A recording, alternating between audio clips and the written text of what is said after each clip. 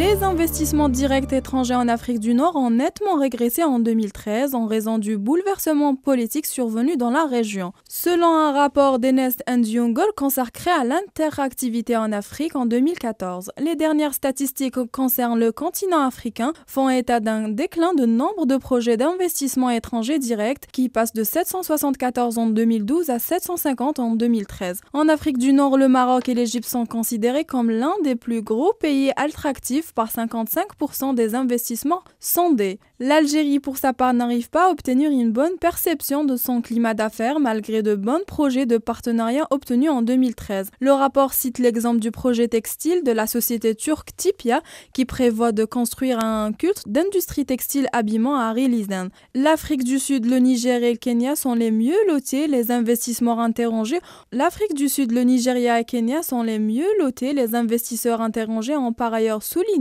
selon le rapport, que pour attirer davantage d'investisseurs, les pays africains ont besoin de se concentrer sur l'infrastructure, le nombre de consommateurs, le coût du travail local et la productivité. C'est l'un des plus importants contrats attribués cette année à un groupe étranger en Algérie. Le groupe pétrolier britannique a annoncé aujourd'hui avoir remporté un contrat de 970 millions de dollars auprès du regroupement Regen. Ce dernier est une association entre Sonatra 40%, l'espagnol Ruspol 29,25%, l'allemand Rao 19,5% et l'italien Edison 11,25%. Le contrat concerne la construction d'une usine de traitement de gaz dans le bassin de Regen, a précisé la compagnie dans un communiqué. Il porte sur l'ingénierie, la construction et la mise en service d'une usine de traitement de gaz et du réseau de pupilles du projet de développement de Regen Nord.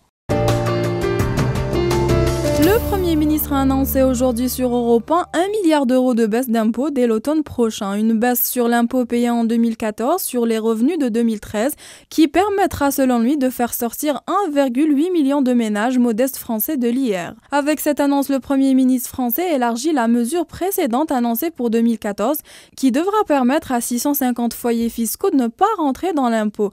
Manuel Valls a précisé que ce geste coûterait 1 milliard d'euros à l'État et serait financé en grande partie grâce à la lutte contre la fraude fiscale. Nous avons regardé de près les choses avec le président de la République ainsi que les ministres chargés du budget. Nous avons pensé qu'il fallait une mesure encore plus forte pour montrer aux Français notre engagement, a expliqué Manuel Valls.